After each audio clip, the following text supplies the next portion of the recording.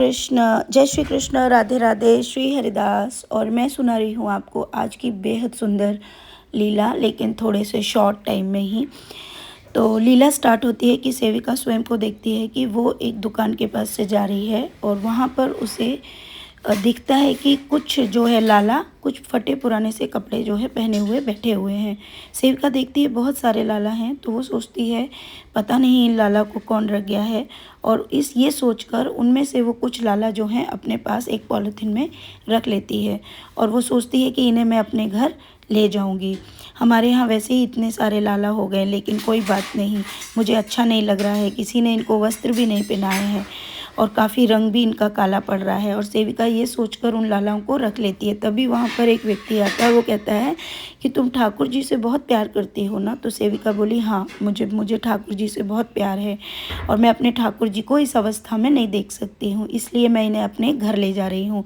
तभी वो दुकान वाले से कहते हैं कि ऐसा करो, कम से कम इन्हें कुछ कपड़े तो दे दो ना, इन बच्चों के साथ ये ले जाएंगी, कपड़े पहन लेंगे। तो वो बोली कि नहीं नहीं, मैं ऐसे ही ले जाऊंगी। तो वो कहना है हमारे यहाँ तो पता है पुरखों से भी पुरखों के लड्डू गोपाल घर में रहते हैं, लेकिन हम कभी भी अपने ईश्वर को फेंकते नहीं हैं और ना ही किसी को देते हैं, चाहे उनका हाथ टूट जाए या पैर टूट जाए। बोले कि जो मिट्टी के लाला लाली थे वो तो चलो विसर्जित हो जाते हैं, लेकिन हम कभी भी अपने ठाकुर जी को, पहले हमारे यहाँ जो ठाकुर जी तो मिट्टी के होते थे, वो भी टूट जाते थे ना, तो भी हम उनको फेंकते नहीं थे। हमारे पुरखों के पुरखे आज भी उनको अपने पास रखे हुए हैं। उनको ठाकुर जी को फेंके जाते हैं क्या? बताओ। ठाकुर जी को आप बना नहीं सकते। चलो पहले तो हमारे पास व्यवस्था नहीं थी उनके हाथ पैर जोड़ने की या उनको सही करने की, तो हम उनको अपने घर में रख लिया करते थे, लेकिन फेंकते नहीं थे।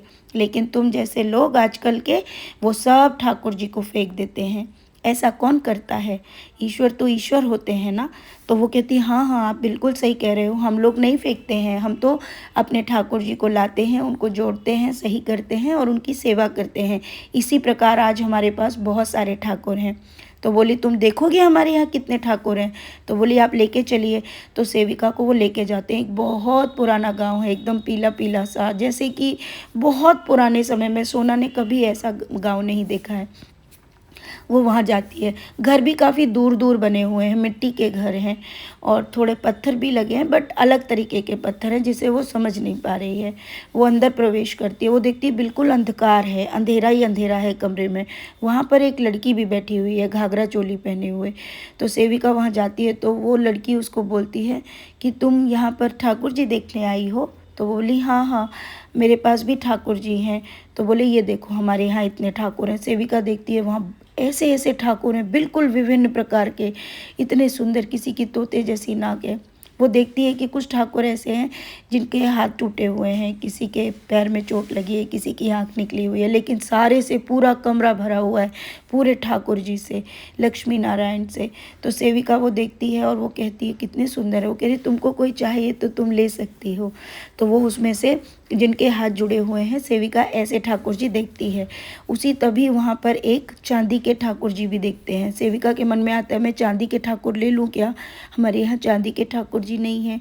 तो फिर वो सोचती है नहीं, पता नहीं बुरा ना लग जाए, लेकिन वो चांदी के ठाकुर लेके वो भी अपने बैग में रख लेती है। साथ ही उसे और भी ठाकुर, वो बहुत सारे ठाकुर जो है अपने बैग में भर लेती है। वहीं पे जिस ठाकुर जी का हाथ टूटा हुआ था, वो ठाकुर जी कहते मुझे भी ले चलना अपने साथ। तो वो कहती है हाँ तू बोला ना, इसलिए मैं तुझे भी ले जाऊंगी। और जिनका हाथ टूटा था वो ठाकुर को भी वो ले लेती है। जो एक और ठाकुर थे उनके भी ऐसे ही हाथ टूटे थे। सेविका कहती है कि क्या मैं इनको भी ले लूँ? तो वो कहते हैं मुझे भी ले चलना। तो सेविका उनको भी, और वो कहता है कि तू मेरे नकली हाथ लगा देना हाँ। और ये सोचकर वो उन ठाकुर को भी अपने पास रख लेती है और पूरी तरह उसका बैग भर जाता है। और वो सोचती है कि अब मैं चाहती हूँ यहाँ से, और ये सोचते हुए वो बाहर निकलती है। अब जैसे ही वो बाहर निकलती तो वो क्या देखती है कि पूरे बहुत तेज़ कड़कड़ा के, मतलब बिजली चमकने लगती है, बादल झड़कने लगते हैं। सेविका ये देखती है तो बारिश होने लगती है। तो वो कहती है लगता है मेरे प्रभु बहुत प्रसन्न हो गए।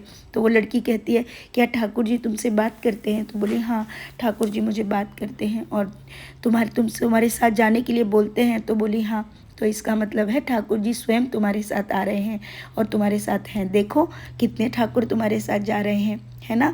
तो बोली हाँ, मेरे ठाकुर जी चाहे जैसे भी हों, भले ही खाने को ना हो, कुछ भी ना हो, भले ही हम सेवा ना कर पाए, कम से कम हम उनको लाड प्यार तो करेंगे ना। और यही सोचकर सेविका बोलती है कि मैं सारे ठाकुर जी ले जाऊंगी। वो जाने लगती है। तभी सेविका की मौसी आ जाती है और वो कहती है जल्दी यहाँ से चल, क्योंकि सारा पानी से बहने वाला है। सेविका ये देखती है, वो कहती है ठीक है मैं चलती हूँ, और वो जाने लगती है। इतनी तेज़ बारिश है, सेविका बोल रही है कि मेरे ठाकुर जी बहुत खुश हैं, इसलिए इतनी बारिश कर रहे हैं, क्योंकि जब भी हमारे ठाकुर जी खुश होते हैं वो हमेशा ऐसे करते हैं। सारी सृष्टि, सारी प्रकृति कितनी खुश हो गई है कि मैं मेरे प्रभु को लेके जा रही हूँ। तो वो मौसी कहती है हाँ हाँ जल्दी चल, ये सब गाँव डूब जाओगे, जल्दी निकल यहाँ से। सेविका वहाँ से निकलने लगती है। जैसे ही वो बाहर निकलती है तो वो देखती है उसके पास जो है एक पूरा बैग भरा हुआ है जो उसने कंधे पे टांगा हुआ है। तो वहाँ पर एक जो महिला है वो अपने बच्चे को वो कर रही है, क्या बोलते हैं, देख रही है कि एक बच्चा आता है काला काला, और पानी जो पड़ रहा है उससे मिट्टी से सना हुआ और उस मिट्टी में खिसकने लगता है। तो सेविका देखती है हे भगवान कितना शरारती बच्चे हैं। तो तभी वो कहती है कि हाँ, ये बच्चे ने मेरा नाक में दम कर रखा है, देखो कितनी शरारत करते हैं। तो सेविका जब ये देखती है तो वो कहती है तू ये क्या ले जा रही है पॉलीथिन में। तो वो कह रही कुछ नहीं कुछ नहीं। तो वो उसका ध्यान भटका देती है सेविका और कहती है देखो तुम्हारे बच्चे को देखो तुम। ऐसे ही वहाँ पे बहुत सारे सखा। सेविका समझ जाती है ये मेरे ठाकुर जी के सखा हैं जो अपनी प्रसन्नता इस प्रकार व्यक्त कर रहे हैं, और वो वहाँ से निकलती है। तभी वो देखती है कि एक छोटा सा काला सा बालक आता है और वो कहता है रुक, ये जो धन है ना मैं दे रहा हूँ, देख चमकते हुए असरफियाँ, बहुत सारे नोट, धन। सेविका कहती है नहीं नहीं मैं ये नहीं ले सकती, क्योंकि अगर मैं ये लूँगी तो मेरे ठाकुर जी को मुझे नीचे रखना पड़ेगा, और मेरे पास ऑलरेडी ठाकुर जी की वजह से काफ़ी वज़न हो गया है, मैं नहीं ले जा पाऊँगी। तो वो कह रहा है मैं कह रहा हूँ ना ये तो मैं गिफ्ट दे रहा हूँ, ये तो तोहफा है, लेके जाओ, तुम ले जाओ ये। तो सेविका कहती है नहीं मैं नहीं ले जा पाऊँगी। तो बोले तो हमारे ठाकुर जी से कहो कि वो अपना वज़न कम कर लें, और जैसे ही वो वज़न कम करेंगे तो तुम ये धन भी ले लो। सेविका जो है ठाकुर जी से कहती है ठाकुर जी आप अपना वज़न कम कर लो, क्या मैं ये धन ले लूँ। तभी ठाकुर जी का जो पॉलीथीन की जो वज़न था वो कम हो जाता है। सेविका एक कंधे पे उस धन को भी रख लेती है और सेविका वहाँ से चलने लगती है। अब सेविका पुनः पीछे मुड़कर देखती है। जैसे ही वो मुड़कर देखती है कि पूरा गांव जलमग्न हो चुका है, कहीं भी कुछ नहीं बचा है। सेविका ये देखते ही और हाथ जोड़ती है, कहती है, उसका मन बोल रहा है अरे ये तो यमुना मैया है, यमुना मैया के पास इतना सारे लाला लाली, हे भगवान मेरी यमुना मैया ने ही मुझे द्वापर के दर्शन कराए। ये सोचते हुए सेविका जो है आगे बढ़ जाती है। तो प्यारे भक्तों मैं आपको बता दूं कि प्रभु जब आपको भक्ति देते हैं, हाँ धन का अभाव रख सकते हैं, लेकिन कोई बात नहीं, प्रभु जैसा चाहें वैसी सेवा करे। लेकिन अब यहाँ पर ये लीला यहाँ पे समाप्त होती है। इसमें बहुत सारे पार्ट्स थे जो मैं आपको अब नॉर्मल में बताती हूँ। तो प्यारे भक्तों, जब जहाँ पर सच्चाई के साथ ठाकुर जी की सेवा होती है, वहाँ सच्चाई और यकीन दिलाने के लिए बहुत कुछ ठाकुर जी को करना पड़ता है। जैसे कि आप सब भी देख रहे हैं, यहाँ पर प्रभु जैसी भी सेवा चाहते हैं। हमारे दिल में यह आ गया था कि ठाकुर जी अब मत आइए, लेकिन आज की लीला सुनने के बाद मैंने बोला ठाकुर जी आपको जहाँ से आना है, जैसे आना है, अब आप आइए। हम जैसी सेवा आपके लिए कर पाएंगे वैसी सेवा अब करते रहेंगे निरंतर। रही बात जहाँ ठाकुर जी होते हैं, वहाँ पर ठाकुर जी अनंत अपना ये जो धन दिया था उस लाला ने, वो धन कुछ और नहीं, वो धन सारा प्रभु की कृपा होती है। वो अपने आप प्रभु अपने ही हाथों से उस कार्य को कंप्लीट करते हैं। और वो धन क्या है? वो आशीर्वाद है, वो कृपा है, वो ऐसी कृपा जो कभी समाप्त नहीं होती। उस कृपा को कैसे करना है, वो कृपा कैसे आती है, ये तो प्रभु ही जान सकते हैं। और जिनको भी ये कृपा प्रभु प्रदान करते हैं अपने भाव द्वारा, कभी कभी भगवान अपनी अनंत सेवा लेने के लिए एक स्थान लेते हैं, और उस स्थान पर ही अनंत सेवा वो अपने ही भक्तों के द्वारा लेते भी हैं। अब उसका तरीका कैसा होता है? उसका तरीका स्वयं भगवान अपने भक्तों को ऐसे भाव प्रदान करते हैं, अपनी सेवा उस स्थान पर लेते हैं। और ये सारी चीज़ें प्रभु की कृपा से होती है, जिसको समझ पाना किसी के बस में नहीं।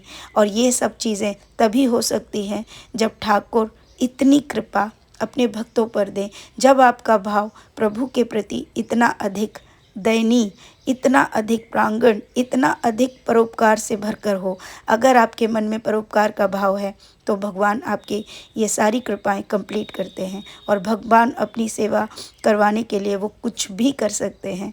तो प्यारे भक्तों, इसलिए भगवान के बताए इन मार्ग पर चलते रहिए, खुश रहिए, प्रभु की सेवा में निरंतर रहिए और अपने जीवन को सफल बनाते रहिए। राधे राधे। श्री हरिदास।